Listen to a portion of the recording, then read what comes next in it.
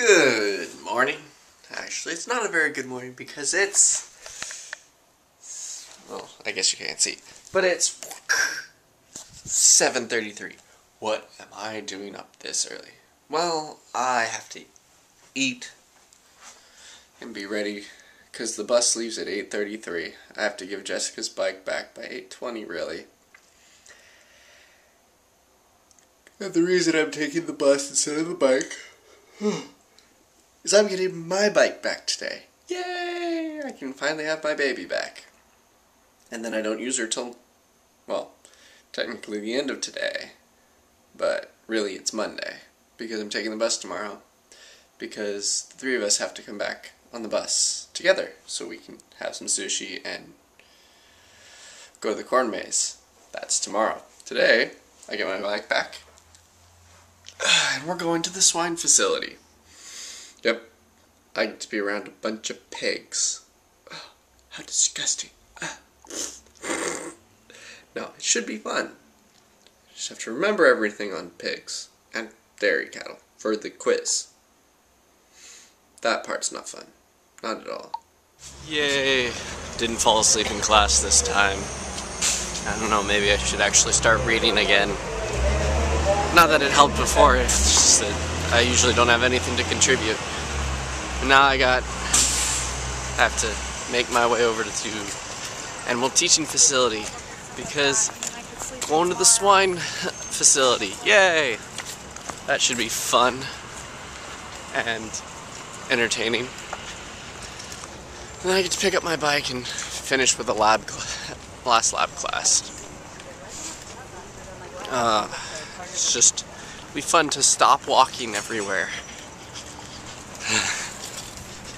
Of course, why am I rushing? I have an hour. But I like to get there early because if I get there early, especially since the bus is leaving, I can study a bit for the exam. Or not exam, the quiz. Fun.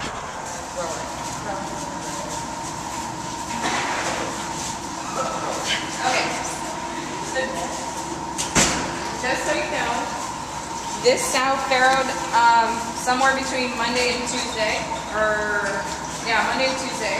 So these piglets are a couple days old. This sow that's the third one over, she farrowed yesterday. So around 2 to 5 p.m. is when she was actually doing birth.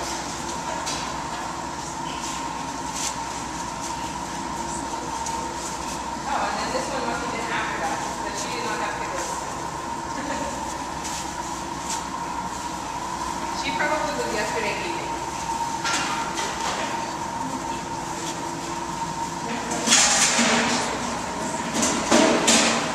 So the purpose of these farrowing crates is to prevent the mother from actually rolling over and squishing her piglets. Because sows, like I said, some of them make better mothers and some of them make not as good mothers.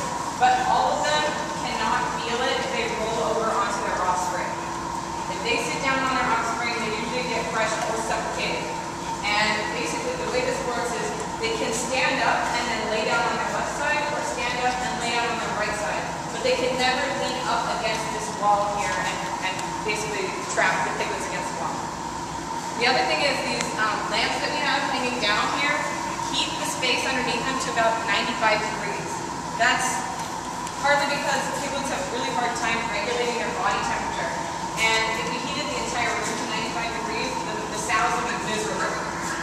You don't want the sows to be miserable because that will decrease milk production. So at least for a little while, we'll provide them with a little bit of extra heat.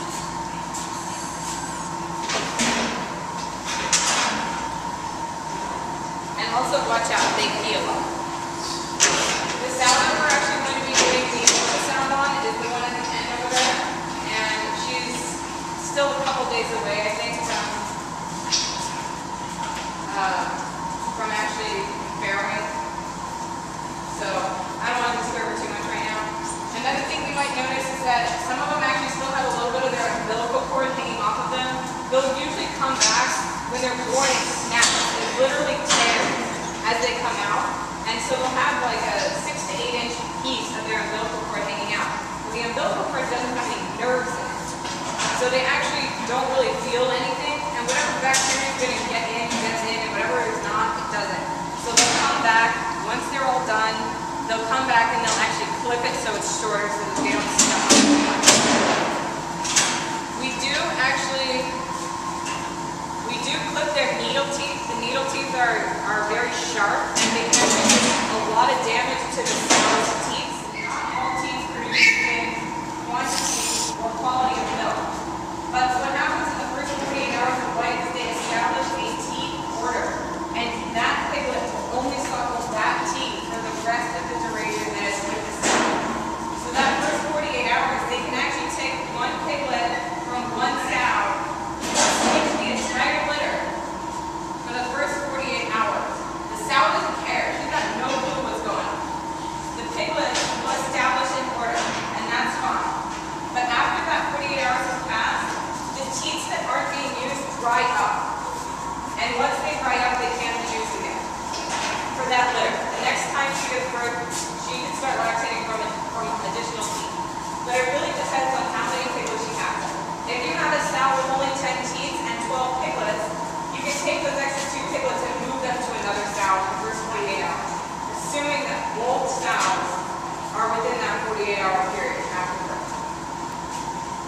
Okay, we are going to go ahead and head out that door.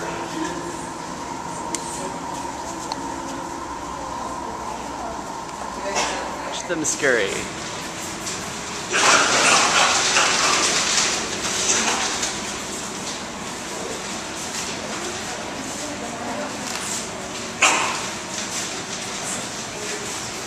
Oh, we got a red one.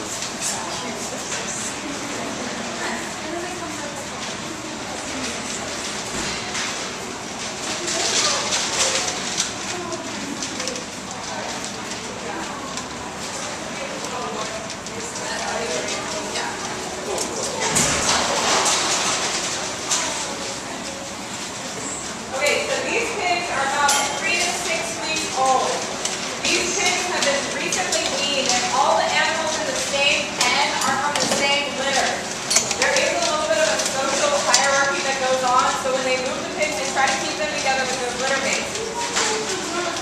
There is one piglet that's by itself and he's probably sick, so we're probably just trying to isolate him a little bit. Try not to suck it up. If you do, wash your hands and stand up. Generally speaking, they'll stay here for, I think, 35 days-ish. So they'll be here for another month or so. Still got his tail. They're between 3 and 6 weeks of age. And as you can tell, this is a little bit lower than the last room we were in. We don't have heat lamps because they don't need that much help with thermoregulation, but they do still need an environment with very little draft and with a constant warm temperature. Another thing you guys might notice is that they kind of ran away from the door when we first walked in, but they run right back. They're very curious, but they are prey animals. So they do tend to startle easily, but then they run right back. They're so interested in what's going on.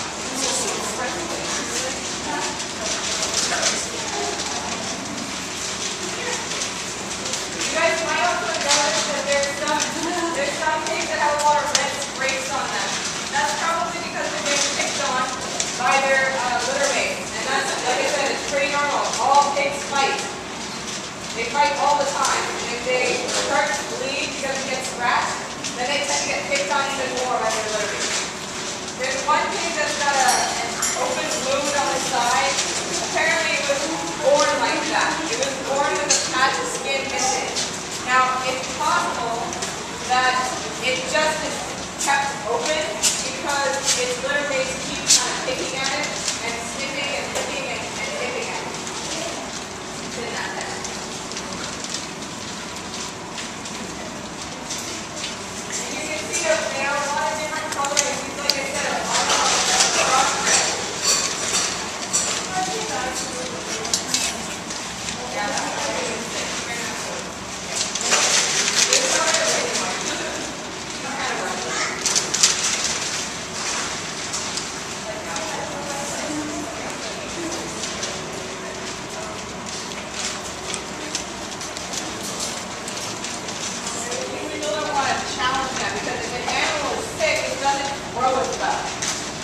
So if it's not growing as well, then you're not reaching your fast as you would like. You see, you have to feed it more, you have to feed it longer. That's increased cost for you. And you can kind of see all these pigs have been ear knots, so you can actually take a look at some of them. All the ones in the same pen should have the same ear notches on the right side, and they should have different ear notches on the left side. If we're done in here, we can go to the next. So as you notice, the smell gets worse as they get older.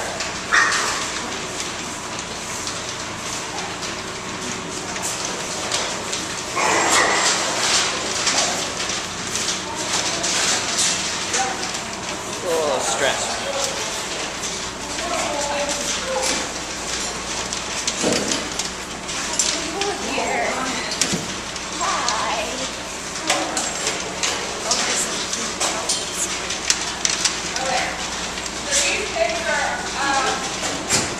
Probably between 6 weeks and maybe 8 to 10 weeks. Another way to make sure that they don't get as sick, we keep them in a controlled, temperature-controlled, grass-controlled environment. We keep them elevated off the floor so that they don't roll around in their own feces and the feces of their litter mates.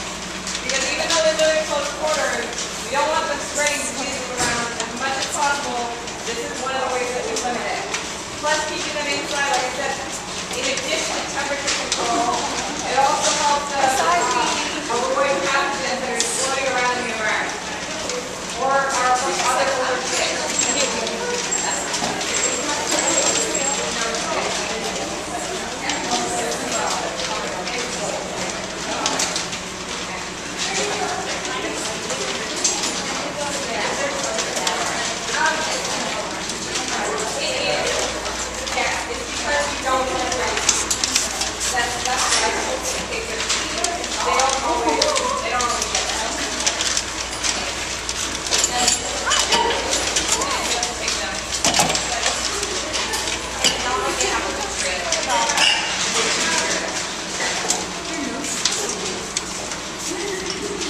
As you can see, they're very experienced. They're all excited. Their tails are wagging. They're like little puppies.